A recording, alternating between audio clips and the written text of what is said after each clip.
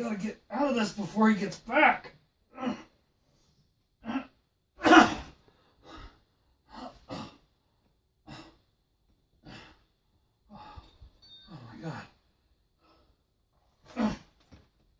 Can't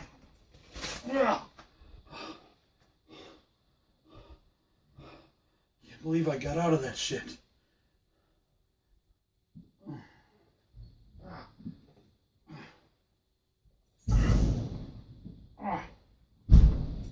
Bronco, I'm here with your ramen, your favorite. I got the ramen. Oh, You fucker!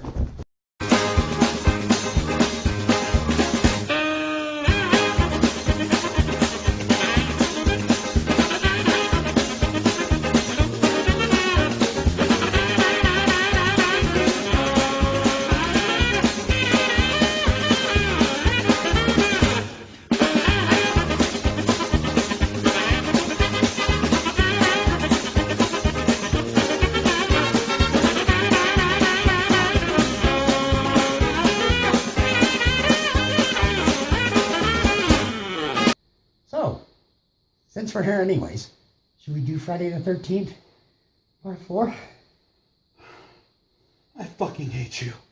I know. You're living on borrowed time. I know that. Get your ass up here.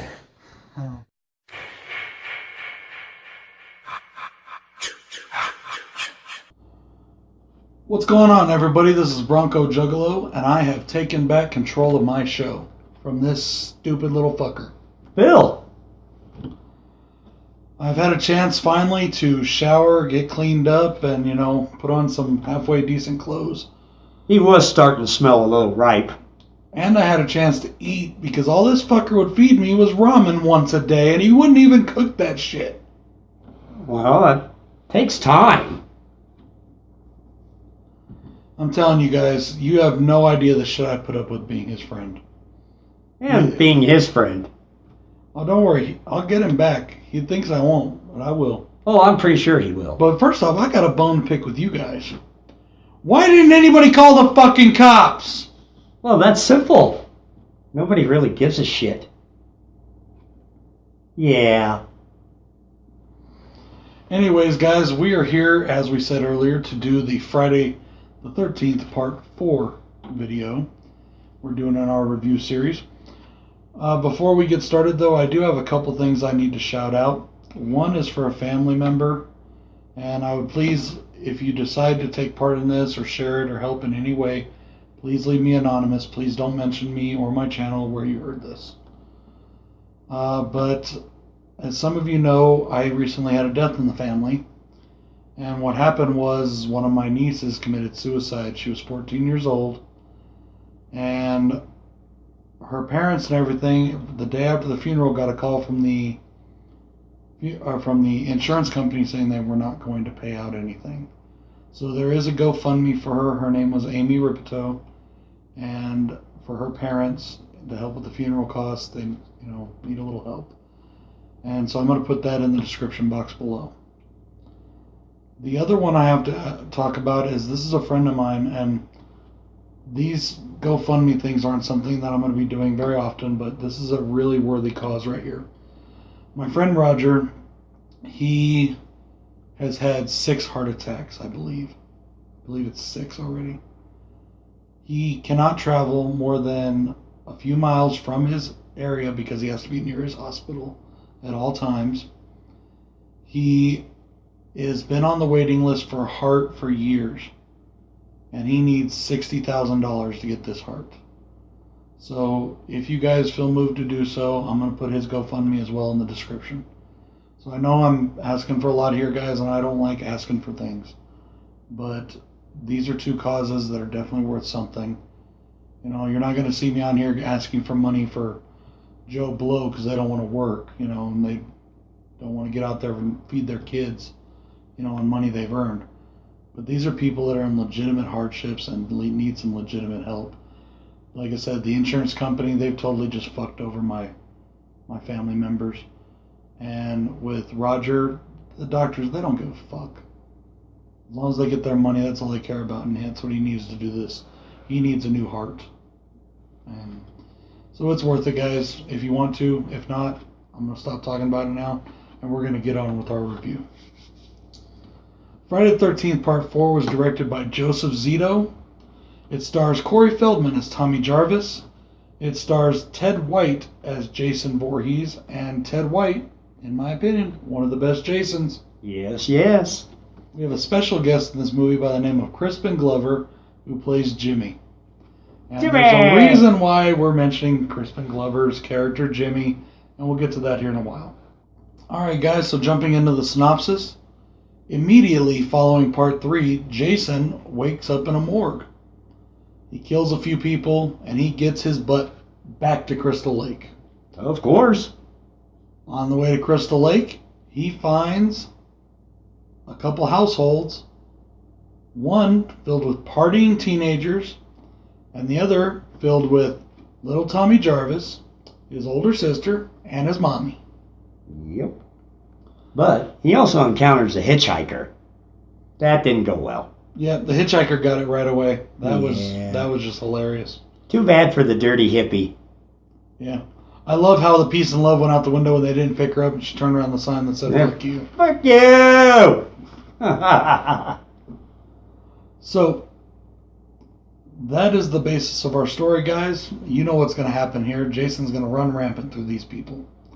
We have a character by the name of Rob who comes around looking for his sister, who was one of Jason's previous victims.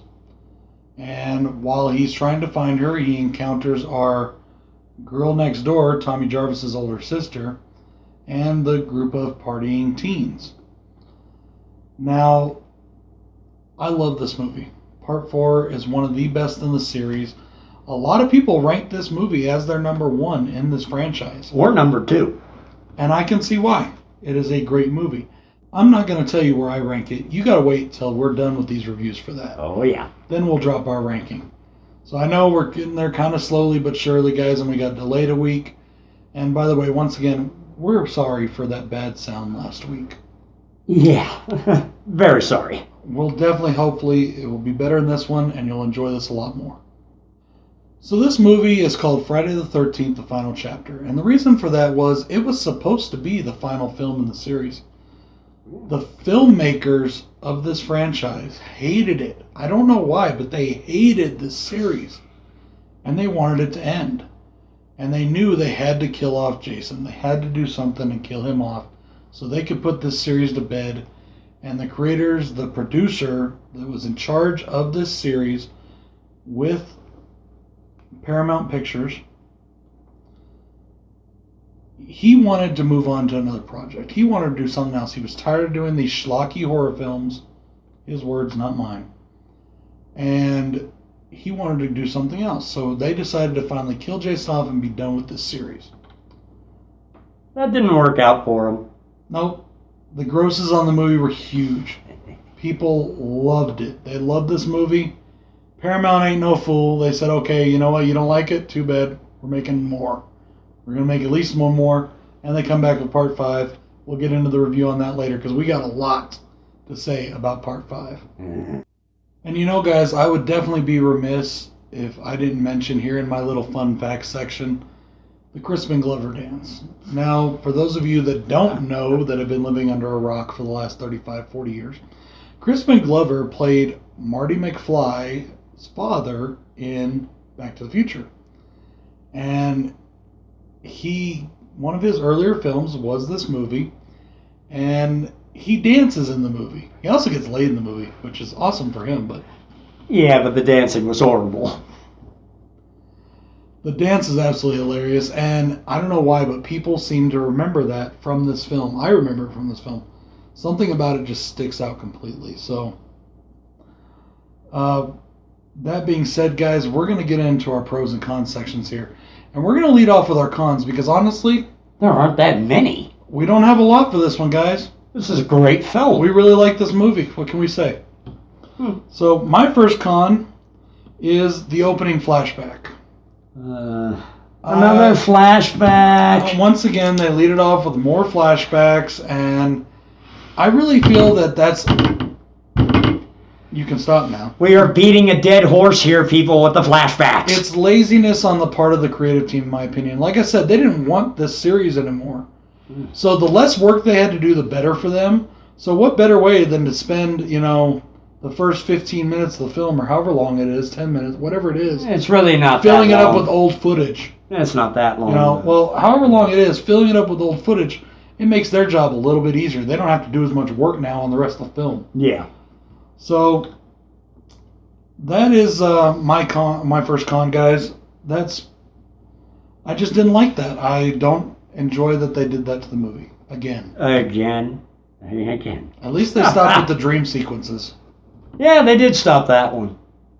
All right. I really have only one con in this film, and that's the character of Rob. He's a fucking idiot. That's all he is. He's a fucking idiot. He's out in the woods in his tent hunting Jason, and, oh, I hear something. I'm going to take my machete with me. Not the rifle that I've got in my tent. I'm going to just take this against Jason Voorhees. Jeez. And guess what? Here's another noise and looks back. Oh, guess what? Jason's been in my tent, and my rifle, he sort of snapped it like a twig. Oh, poor you. And then, when he goes down the stairs to confront him, why would you confront this guy? That's where he got killed. Good for him. Darwinism at its finest. Darwinism's been disproven. I've told you that before. I don't care. Survival of the fittest. Anyways, you're right. The guy was a total moron. He did every horror cliche you can think of to do. What was that? Let's go investigate, Scooby. Oh, Raggy. And it very much was. His character wasn't thought out too well. It wasn't. But at least the character development in this was really good. Oh yes. And yes. We can just talk about it now. It's part of one of our pros. Yes. We can just discuss it now since we're talking about characters anyways. They finally brought some good characters for this film. They did. They brought Crispin Glover, who we find out he is shy and he has problems with ladies, and he has all this stuff. We got our stoner character who thinks he's a ladies' man who isn't. Then we have our ladies' man who is getting the attention of multiple women, including my personal favorite for the entire series, the twins. I don't know. Every time I see those two come up on the bicycle, they're there right there. Yeah. But every time when they introduce them on the bicycles, all I can think of is the Double Mint Gum commercial. Because of the two twins on a bicycle. That's awesome. Yeah. But they did. They gave these characters some development. And our core characters, Tommy Jarvis. What's the sister's name? I'm at a blank. I forgot the sister's name. I'm sorry, sister. But those guys are cool. Tommy is a little kid. He loves video games. He also loves video games. We mean like Atari. Yeah. Maybe. I don't even know. Maybe in television? I don't even know if the Nintendo was out yet. It might have been in television. Maybe. And he makes vinyl masks, and he's really good at it. And you get this whole backstory with his family, and you really invested in these characters. And you got a great child actor playing him, Corey Feldman. I know Corey Feldman kind of fell off the deep end with drugs and alcohol, but I love Corey Feldman. I thought Corey Feldman was awesome too. I thought he was a great addition to this. But before we get too far into that, I've got one more con. Oh. And it's not a full movie con. It's only in certain scenes. It's the lighting. And it's not in all the scenes. Where it bothers me is when, he talks about when Rob gets killed down in the basement. It's very hard to see what's going on down there. You can't see. The lighting is terrible in that scene. I don't know why they did that. It's not terrible in the whole movie. It's just in certain specific scenes, it's not very good. And that's my example. That scene, I thought the lighting was absolutely horrible. And it could have been done so much better. We could have saw so much more. And it would have been more frightening, in my opinion. Yes. But that is the end of our cons, guys. Not many. So let's jump right into the pros. My pro, again, first pro off the block for me. Because this has been a pro in all Can I This take been a pro wild in guess? all the first 4 films. Can I take a wild guess? What's that? The music. The music, Henry Manfredi, man, I'm telling you, there's a reason why this guy has done so many horror movies. He is an awesome, awesome composer. He wrote some great music for this series. All right, my first pro, and I know he's going to agree with me too. This is the best pro for me. The return of Tom Savini. Touchdown! Woo! Tom Savini comes back in a big way. And the kills and the makeup effects. Jason without his mask, Jason with his mask. Beautiful. Everything is just awesomely done. It is so gorgeous. Tom Savini is the master of the kills. Yes, he is. Another reviewer who I absolutely love, his name is Drum Dums. Well, that's his channel name. Check him out if you haven't, guys. He's probably the best on YouTube, in my opinion. Lee McCoy from Drum Dums. He mentioned the movie The Prowler the other day. He did a whole review on the movie The Prowler. Yeah. Which is a completely done by Tom Savini film. Really? The Kills, I haven't seen this one. I believe Tom Savini directed it. Came out in 1981, the year I was born. I mentioned it in the last tag video I just did. Oh, I hadn't seen that But one. it's a great movie. It's terrible on story because this movie was built just for them to have a platform to kill people. And Tom Savini showed in that one that's one of the films he actually left this franchise to do. You know, he didn't like where they took Jason. He didn't like that Jason was the killer after Pamela. He didn't like it. I don't know why, but he didn't like it. But he came back for 4. It was going to be the final one in the series. He comes back, and boy, do we get one hell of a payoff. Oh, hell yeah. And all I have to say is one thing. Jason's death. And you know exactly what I'm talking about if you've seen this movie. And if you haven't seen this movie and you think I'm giving you spoilers, the movie's 30 years old. Get the fuck over it. Yeah. Come on. All right, what's your next pro? I guess that all rolls into the same one before, but the makeup and kill effects, like I said, just flat out awesome. That's all the same pro. Yeah. So I'm going to go with the acting of the main characters and the characters around them, the supporting cast. Like I said, they developed these characters well. They chose good actors for the roles. Corey Feldman. Corey Feldman showed like his chops as a kid. I mean, and I still think Corey Feldman's a good actor. Has the guy done some weird and crazy shit? Yeah. Yeah, but he's still a good fucking actor. Oh, yeah. I mean, let me just give you some movies that he's in that state my case for me. This one, The Lost Boys, Goonies. Goonies, Stand By Me, Ninja Turtles, where he plays Donatello's voice. Nope. I'm sorry. Corey Feldman is a good actor. Yes, he is. He may be a lot of other things, but he's a damn good actor. Yes. My next pro would be after the whole flashback sequence. I actually do like the beginning of this movie after the flashback sequence. Instead of just somebody waking up in a hospital or going away in an ambulance, there is a real crime scene investigation going on with medics and investigators, and they're actually wheeling bodies away. I really do like that they actually did a kind of beginning like that instead of just, oh, somebody's in a hospital, waking up in a hospital, or somebody is waking up in an ambulance. I'm kind of happy to see like a whole crime scene investigation going on. Yeah, it shows that they actually did a little bit of work in the beginning. Yes. And I'm going to say this too. I tried to look it up, but I couldn't find it to tell if it was the guy or not. But one of the ambulance drivers actually kind of looks like the principal from Friday the 13th, Jason Takes Manhattan. Just a really younger version. But I couldn't find anything to substantiate it. Oops. You knocked the head over. Yeah, I did. Bring it this way. Ooh. Bring it some this way so it's not behind the box. Are you done playing now? I have more to talk about. Bring the head back this way, dumbass. Okay. Now put it forward. Doesn't like my little wind up A little toy. farther so you don't knock it over again. There you go. It's like a 2-year-old. You just got to explain things very slowly. Yeah. The final thing we're going to talk about here is our favorite kills. And our favorite kills are... We forgot about something, though. What did we forget this time? We were going to do weapons. You and the fucking weapons. I love it. It's a great pro in almost every film. All the different weapons Jason uses. And there's a lot of them. Give us a rundown. Machete. Go ahead, give us a rundown. Okay. Actually, I've noticed something. In the first 4 movies, he doesn't use the machete really that often. No, he uses other things. Mm-hmm.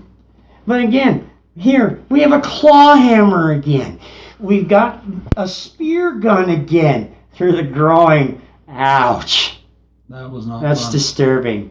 And then we got a scalpel. We've got regular knives. We got axes. We got axes. Oh, gosh. And that other thing, it looked like a hacksaw, but it was in the hospital, so it's got to be some kind of... Oh, the bone saw. Yeah, bone It's a saw. bone saw. You got a bone And saw. then what he killed the guy with down in the basement, what he killed Rob with, was that little gardening claw, Gardening fork, tool. hammer, rake thing, whatever. Yeah, it's like a 3-prong mini- little gardening tool. You know what I'm talking about. Yeah. So, yeah, so that's pretty cool. He does use it once again a lot. And sadly, this is going to be the last time we see Hunter Jason for quite a few movies. Well, we'll it get was into nice that. while it We'll get lasted. into that in the upcoming reviews, okay? Because if you have been living under a rock, I won't spoil it for you just yet. Go watch the fucking movies. But part 5, it's a little bit different, and then part 6, totally different. Oh. So we'll get there though. So in the meantime, though, favorite kills. I actually have 2 this time, guys. I can't help it. I have 2.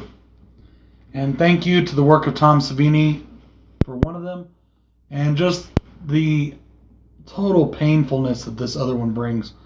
He mentioned it already. My first one, the harpoon gun. He jabs the harpoon gun into the guy's groin upwards, and then he pulls the trigger. Ooh. It shoots off into his body and up through all the way, I'm believing, to the brain. Absolutely just brutal. I thought it was just not a lot of blood, But brutal. just the concept.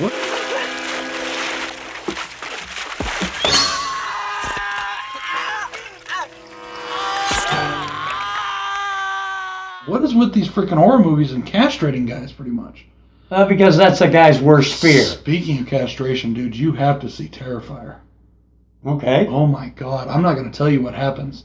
Don't tell me. Just But get me the movie. You got to get it on Redbox right now. It's at the Red Boxes, Okay. or buy it off eBay. But on eBay, I can't find any American copies. I can only find foreign copies right now, Oh. and they're all like $30 a piece, and I don't want to pay that much. I ain't paying that much for a DVD. But dude, this movie, I can't even tell you if the movie's good or not. It's so intense and so graphic that I can't tell if by the end of the movie I loved every second of it or it made me feel completely dirty.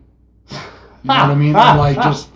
Like I needed to go see a shrink. You know what I'm saying? For real. That movie is fucking demented. I'll have to show you a movie called Crazy Lips sometimes. Okay. That one's crazy as fuck. But, so yes, so that is my first. My second is Jason's Death, the work of Tom Savini.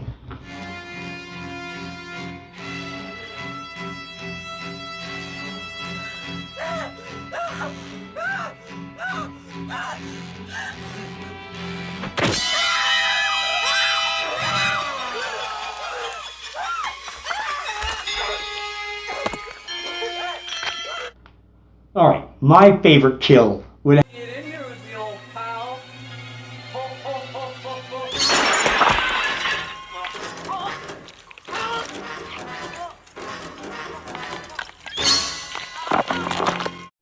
Because Jason just bashes his hand in there, grabs the dude, and just starts slamming his head against there and just crushing his skull with his bare hand. That is my favorite. I love it because it's just so brutal. Just the guy keeps screaming, he's getting his head smashed, and then his hand is crushing his skull and going in. One of his fingers is going in the guy's eye. It's a good kill. Very well done. Definitely an awesome kill, guys. So, I hope you guys enjoyed this. This has been our review of Friday the 13th, Part 4. We love this movie. Oh, yeah. It's just a great film. Like I said, we'll get to our ranking towards the end, okay? We have 5 through 10, Freddy vs. Jason, the remake, and the special feature, Never Hike Alone. That is an awesome film. If you haven't seen it, go check it out. Go check it out, guys. This is BroncoJuggalo saying I'll see you guys next time. I'm happy to have my show back, and... Oh. Ow. And this is Bill saying... Oh, shit. Hey, Killian! Here's Sub-Zero! Now, playing Zero. Hey, you double G-A-L-O.